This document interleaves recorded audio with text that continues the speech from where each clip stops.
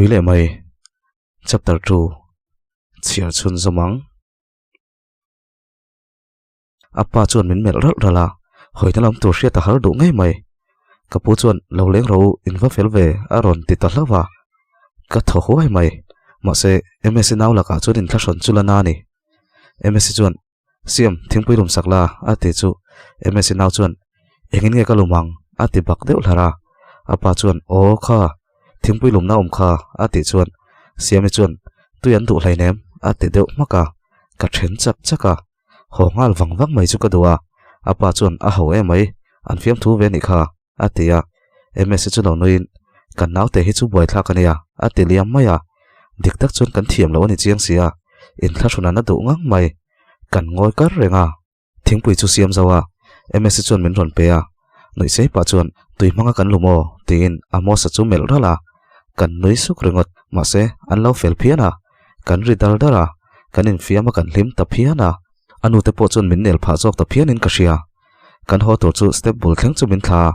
amo sa chu chhongal nal nal ke chuan inaw khangai da melody sakte a ka tingota ms chuan a haw lutuk nangma khangai che pon in ka hrelo amo sa jok kha ani mel kha zanin chin tong sol tlat ati chuan nia ron kal le point thla sunom vekalom ka te zoi supa ms chuan a haw lutuk kha tiang mai kan thian ho po kan in fiam fawalom shom ti su tin min thla ani o ka thlen vela ka lo hrilang che ka tia ole tluang deuin kalang cheu ati zo rol chuan naktuk school ka ti chia saturday nia ati chuan te khum tuai vat pa chuan ni don tak ka dik lo vel vek to ka kalmayang naktuk service ka ngai sia ka tia ka kal taria amo sa chu ka uma anunga chuan ka chum popa min ti zak lutuk mela ka tingal amo sa chuan ka shabik leine mole tin anuya kan nui dun hok hoka ai ngati nge upc nu la kher kan la fiam fu lo zuya atin nuwa upc nu la hi an mel thani anung changa tang khan lo hriat turania ava buai thak don tak tin thok kala hala amo sa chuan tuile mai in ni maya apui chhawia wang elu thuk man ban san ro nang salvation army zuila he zuya inin nei thei don lo hrim atia kai chuan beidon nan chuan la ma mai angai zon po kan len ngai zong hleinem tin ka changa ma se ka ril ru tak chuan ka hupur ve khop mai in ka thlenga ms chu ka text ngala zanin kan hun ton chungchang chu kan soya kan nui liam maya ma se kan nui liam mai phena chuan har sat na tam takala om ka ring tlata ka hlau thong ani tun main mi ti tangin a har sat jia ka hre ve nol to sia ma se ka du thlungang mai sia eng tin nge ka tiang ka ngai tu na wang chun ka ril ru ha tak zet ti theila om mang si lo ms chuan engmo amo sa te kho chang kan theilo chan chu aron tele kan ti ve mai ni kha nang ni chu fiamin dola ke ni te ni vela chu kan ti kwal vela ms chuan an thu moi vela tak taka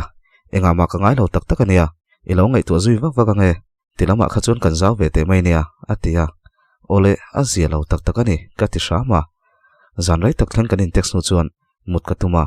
ka mutma mutuinan tin kalmera ka da whisky tlem chu kan lem le khala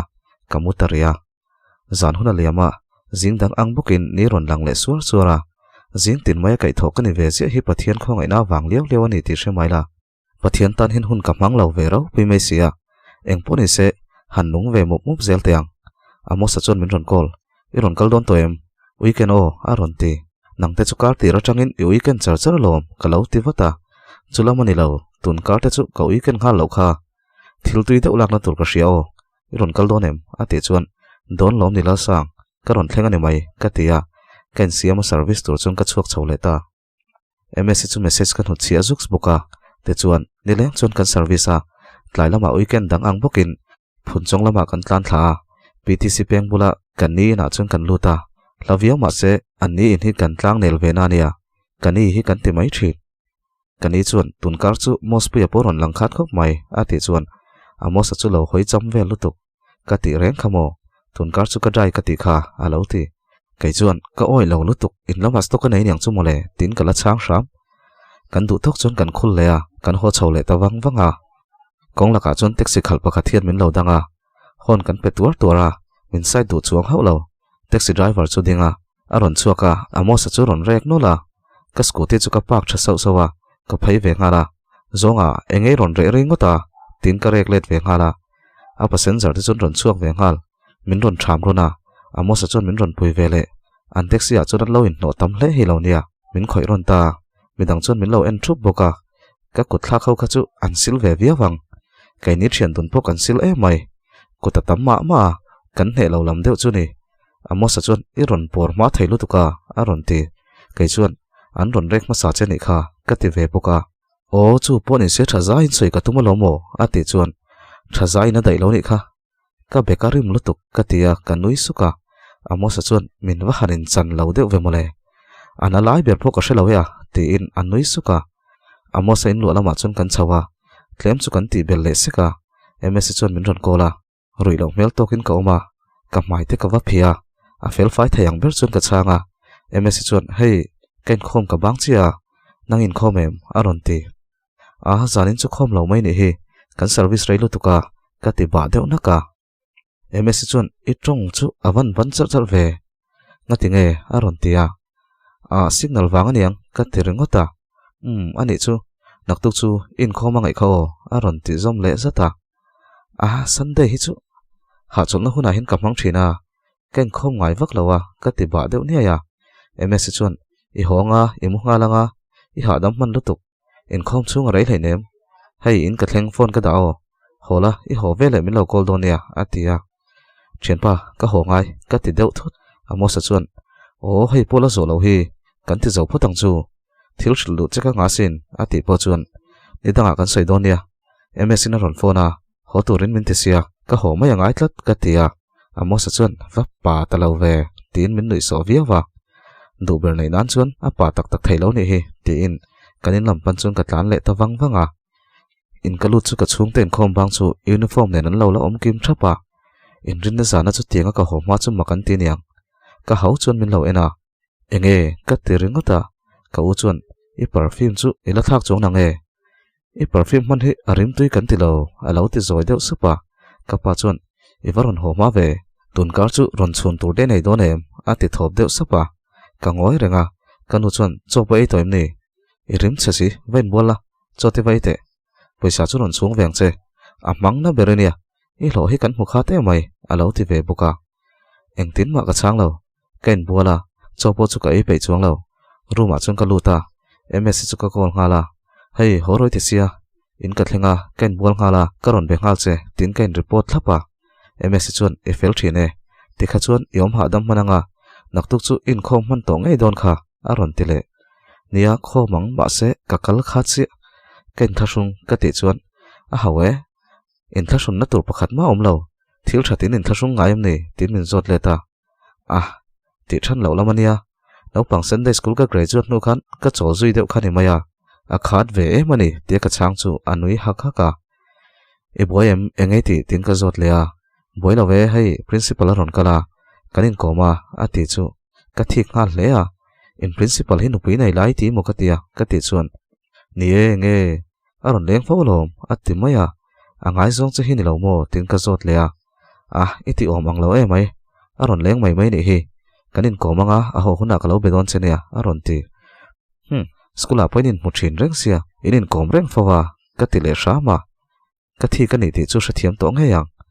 ms chuan ingai ang khaeng thil ma om lo ka da karon biang che tin phone chu da ka ngai to zuya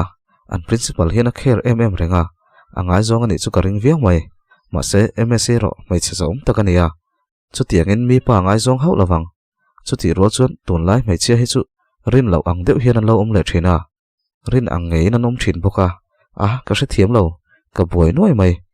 zanin hian friend deuhin ka du thu ka soi tok do ne mani ka tia tun ma ka mai che ton ho kan chai ngam pop pop thin nen ms la ka hian enga nge ka zam tlat le tiang hi chon kan soi lu don lo thiana kan chuang tang ti ka hlawani chu wang chon zanin hian ka be memo ka du thui motal chu ka thrilangai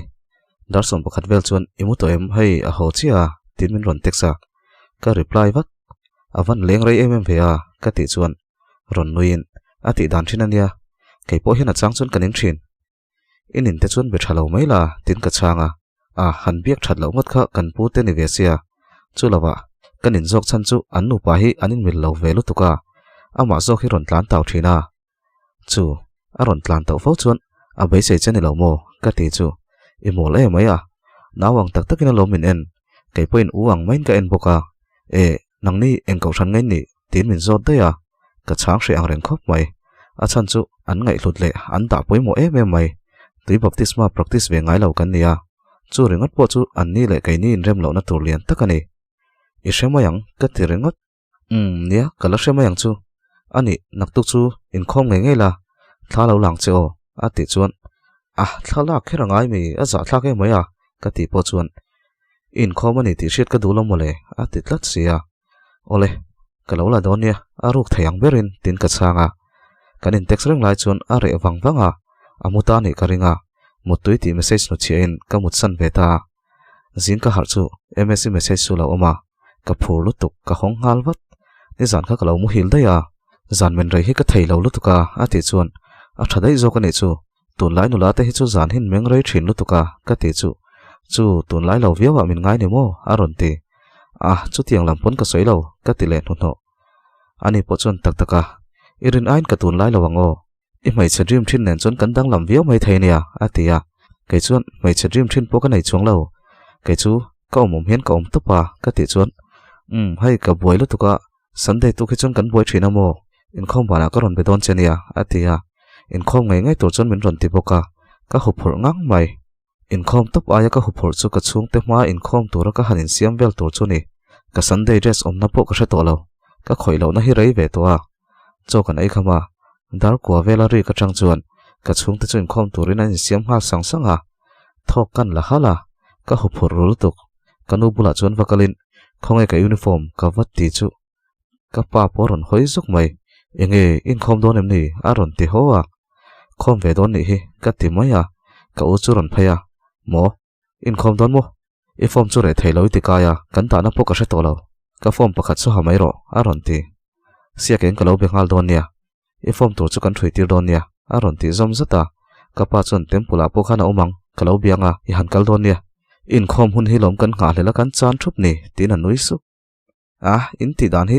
thara bo chuan min chuatlat ka ti chuan kanu chon nui var pa hian a bo de ber chin ni sia lom engpo ni se bati taw lo la in khom hun ber kha chuan vuina khai ron nga ho ringota thatakin thu soite khangai thang che ala ti sham kanu en pa chuan kain khom ve a iron in khom ve ni mo tiak ka ngai san bik lutuk lovina min ron chi bai vel kher kha atul ka ti lo mani lo ma za to nak la ya ka ti chuan ka pa chuan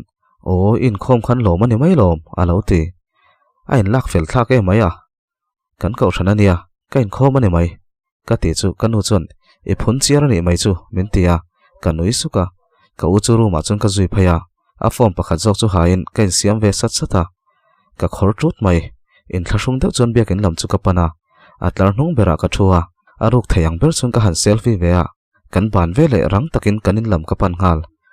msc chuan min ron teksa aron soi ma sak ber chu pic chu tini ka reply a nui mi song che ka ti ngal ringot enge mo ka nui ngotang tin min ron reply a ka thalak chu ka bathon tangenge Salvation Army moi nia aron ti ni ka ti chuan a that chu form point me em hi tin aron nui kha min nui ka ti chuan nui love in khom khat in thlasung ve lutuk hi kalom reu em che lom in khom zia tong che atia nia iti te chuan ka ti ve maya chon hulam chu in khom ka tum to lo thu te ka shila min kala da lo thu te ka soi chuan da nge turin min tinghal chon ni le ka da don nia ka chung te pon ka in khom chu makan tingang mai ka ti chuan an lom ngutang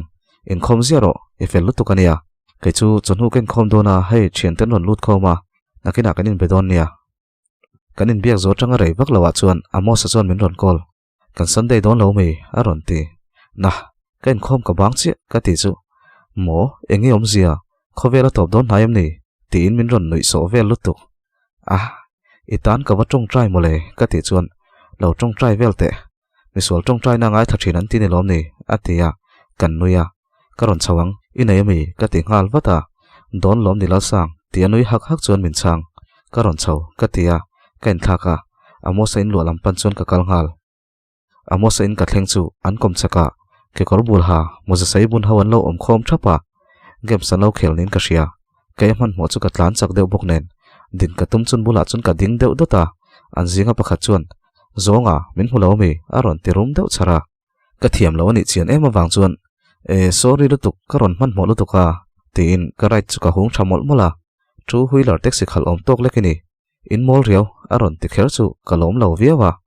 a thian pa sam kir deuh chap lubuk deuh chuan ka ben ma chen kalro min ron ti kher chu ka do thei to lo no pang te te si in wazak lo ve tin ka mel rum ve ta kal mai an vai chu nan ron dinga panga ve lai ani a fera min chawng min omem ka ti chu an zinga lian ber chon min ron chawa ka ma chu na ron dinga kanin pan na shiau shiawa min ron ko thut tum chu ka kun zewa a beka chon ka thei pa to pin ka nek chora a thal ngal top an ron boi puya a ron har le chon min ron bo ron ngal hoka kan ri ta chula kan thom sia chon min ron tlan chuka amo sa in lu nei tu te chu ron tlan phain heta ron in so su tin an ron au chula an veng tlang wal le walu pa deuh hon ron thlenga kai chu min ron mal khal ta daya kan ve ngai nge boi nai ron siama an la ron ti ta deuh dewa a kapun ma ni zo ka ni kha ka ti chon tlang wal pakhat chuan iwangeng ve tin min ron ben atuma kaloin danga kamonga chon min petro thawa ka nek chak ngang mai ma se chu chu tu na re chon thil ti chi ni tlat lo veng feeling san pek nat mel sia putar pakhat chuan ati ratangin kalo hmureng alom kha aron tlan chak dewa chu tianga poi thama ron tlan chak poni chuang lo ngai dama dil hnu pon ti tak renga wangin amalin an in chawan in suala an hele si lawan ron khoi ron ani kha du tok teu alo ti thlawa kai chu ikal na tura kal vatro an tia min mel no lo ngang mai in hoi lama chun ka chuk thanga la amos tin ka aw ngal oi ka iwaron thleng har ve alo ti lo chuak vat vate tin ka zuk vin deuh hlara dik tak chun kalung oi lo ni mun fala amal te te mu hun ka nei ni chuan kala beng vekang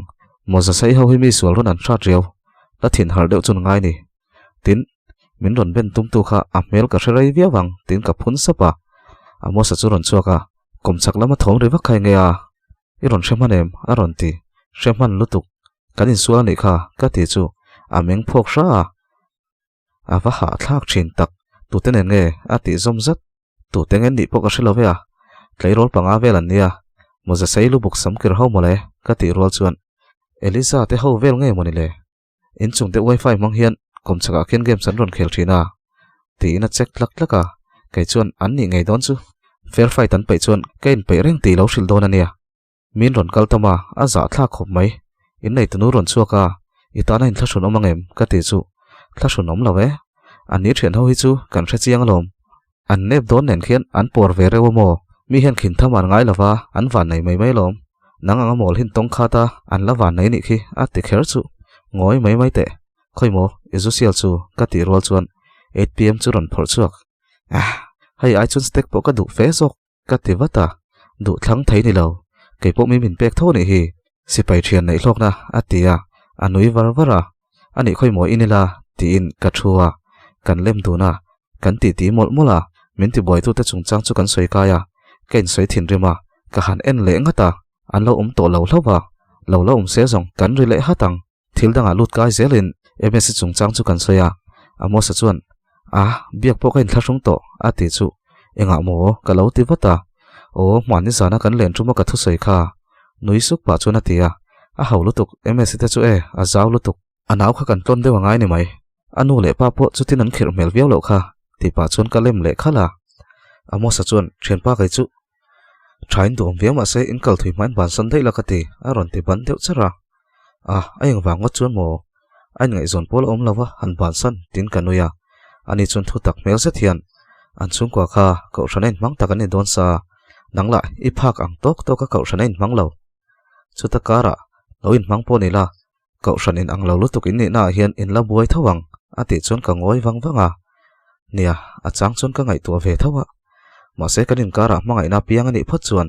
chungte chu kan suko ve theizel mayang chu ka tia kan kai le deuh to wang chuan chokaron ai hal don ania ka ho pailo buluk luk chon ka tia amo sa chun ka rin sa ni ei rong ka bol pailo sin ati chuan kan ai tak tak lawang tlem te kha siam ro choi lo top chu thangai lo nang po hian cho hi thla top thin lo te ka tia asiam ve maya darli vel chun ms chun min ron call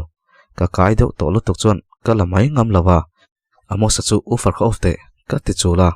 a off nu chun in control tum deuh chun ka bia hello ms ka ti chia I chu aron ti ngal enge ka ti muang ban deuh chara ms chun nang hi zu in thin tero aron ti ai in ngai lo ka ti phadeu da ya ms chon do chai su zu in thin tuna pokhani roi aron ti chang deuh fak nia in ve zeu zewa kan hna hi ka ti chuan in hna chuan lam su in hna ang thok zu in lo an tam lutuk atia sorry lutuk ka in to lawang ka ti ringot ka oi lo tuna khongai om atia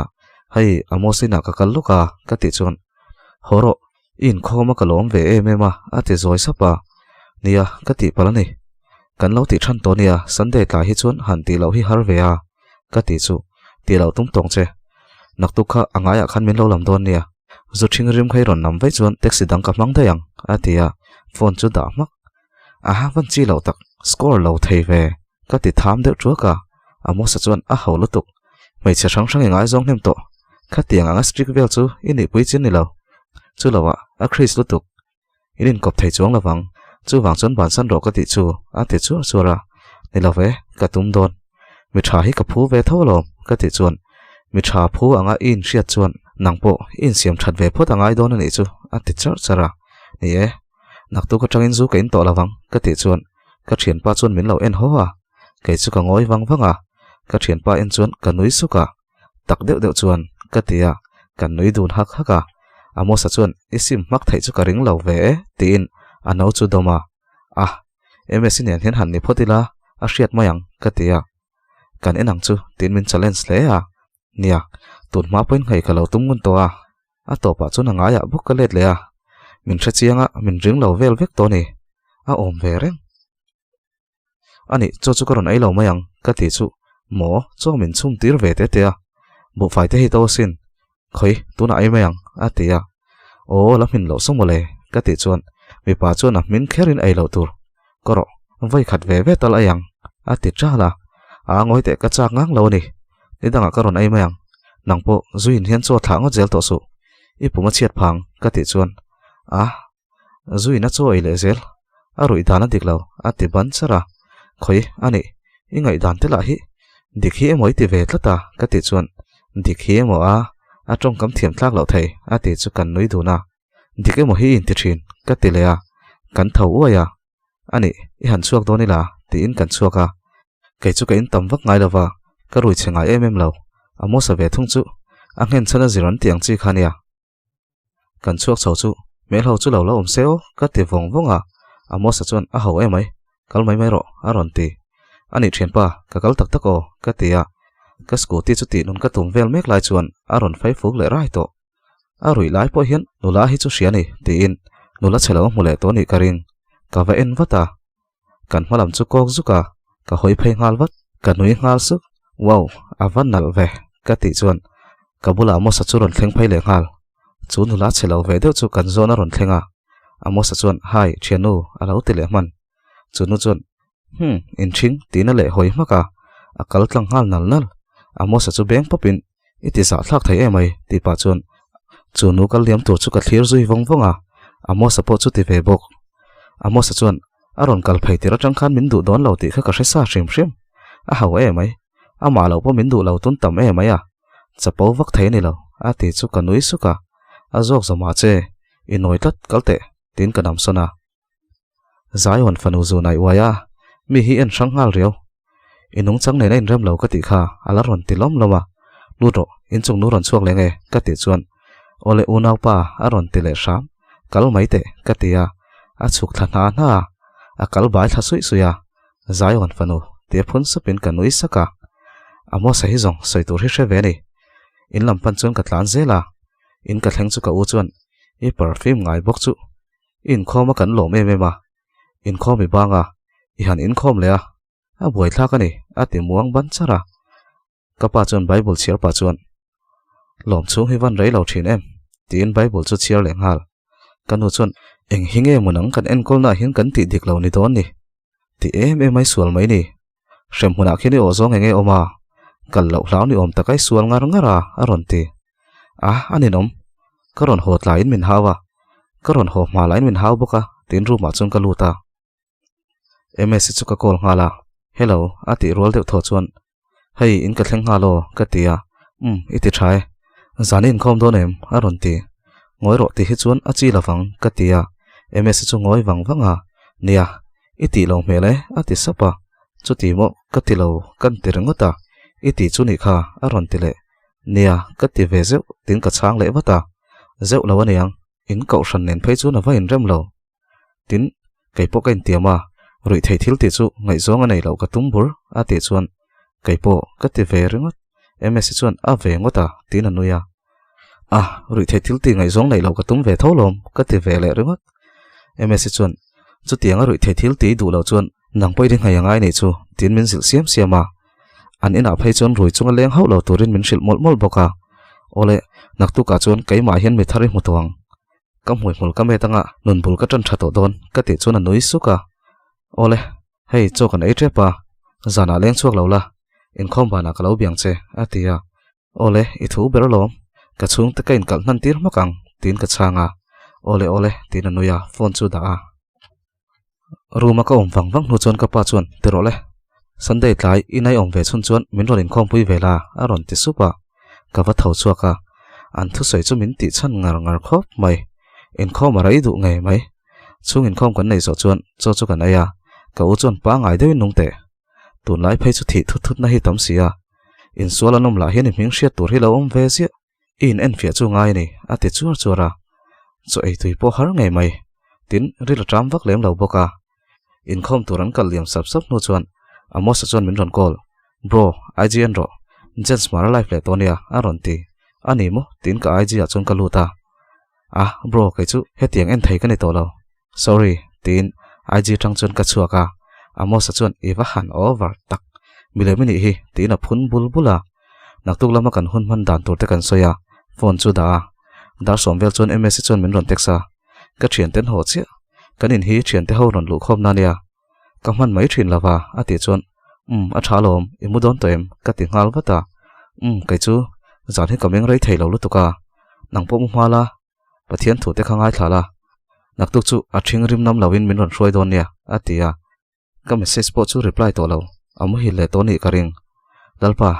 he nu hi ka du min pero ka ti supa kai ma pol hen ka tong trai khata chunglam pon ngai poi mo masaka anai tu ranga yang tia ngai toin kanui suka ti chuan eng tin emo kamu hil ve thei sha ma zing dang ang bokin khovar chun min kai hara kan hangai thok tur chun kan siam le a MS thu soi kha ka hre chuak zuka ma to ka chun ka vain bola ka thian pa chu ka kola thau phang o to khian enge bro aron tile hu to amak ina kala hun ka te chu lu va han na thinem